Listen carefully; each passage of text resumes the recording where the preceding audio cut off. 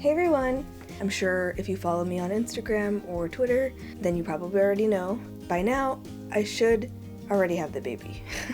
If not, then I'm probably totally done and ready for this baby to be out of me and to meet her and start on this new crazy journey of being a mom, which is still really weird to say.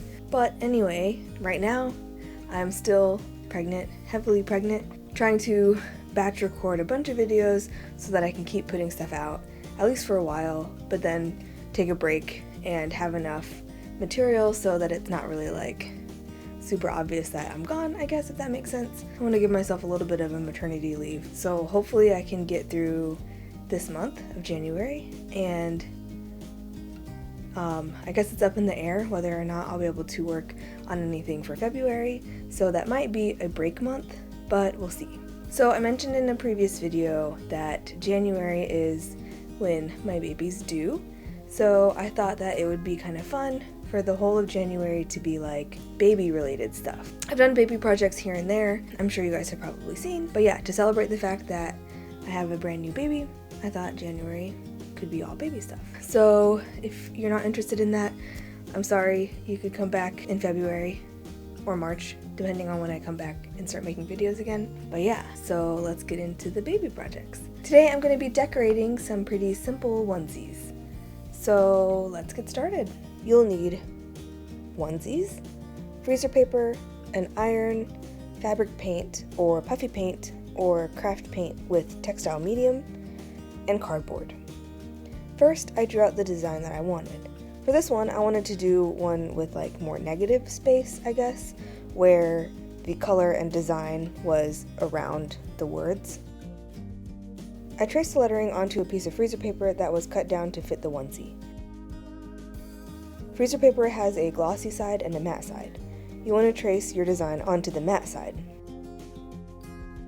Then I cut this out. For my design, I just needed the cutout letters.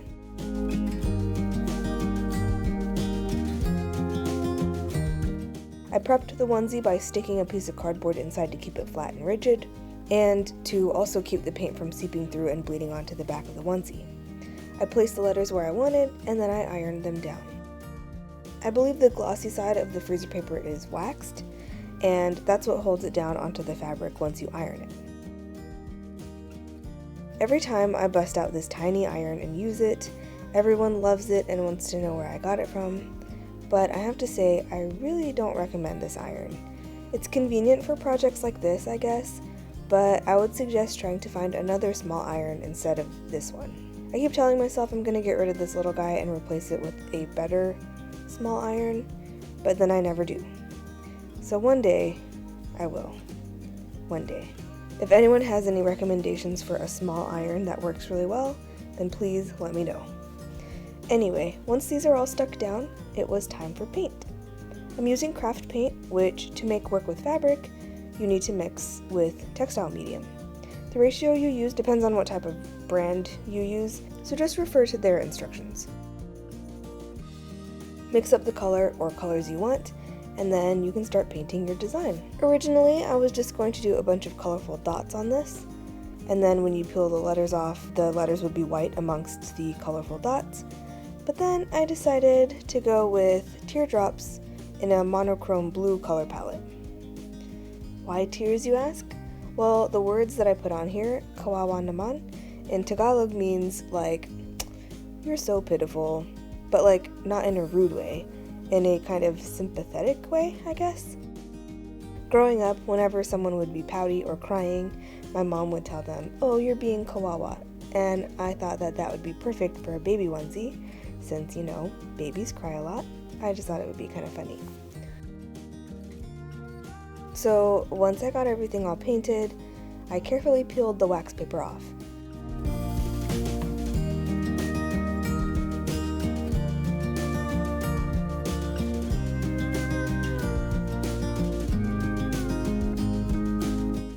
I let it dry, and then once dry, I set the paint with the iron.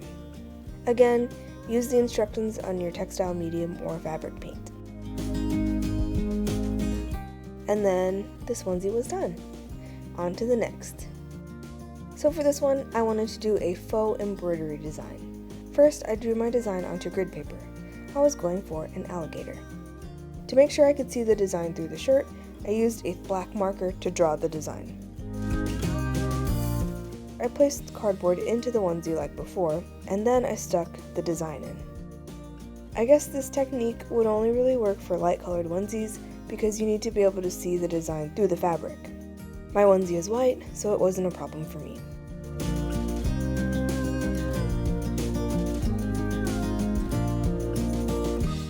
So now I used puffy paint to draw on the design. I think puffy paint is the best for the faux embroidery look, but you could still use fabric paint with a small brush if you would prefer that instead. I also would recommend that even if you have parts of your design where it's a bunch of stitches right next to each other and it would be tempting to just draw a straight line like you see me doing here, you should stick with the short dashes to really get the look of stitches.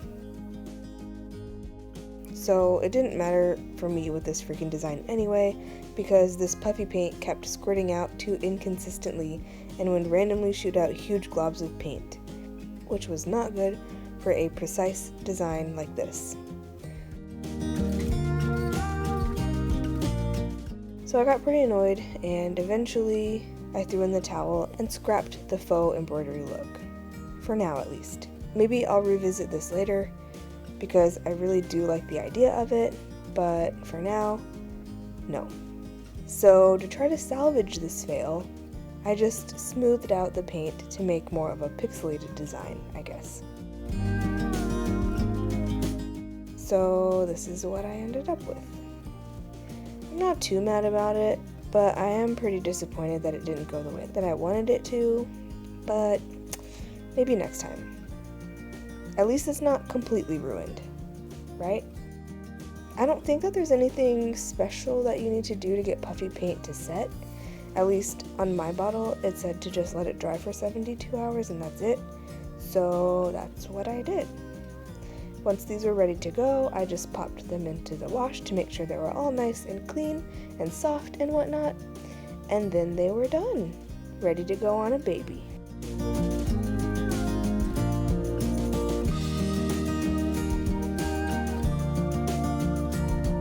I hope you guys enjoyed today's video. If you did, please leave a like, subscribe, hit that notification bell, all of that good stuff. If you want to be featured in one of my future videos, then use the hashtag CheslinDIY on Instagram or Twitter so that I can see what you make. If you want to follow me on any of my social media, the links to those will be down below.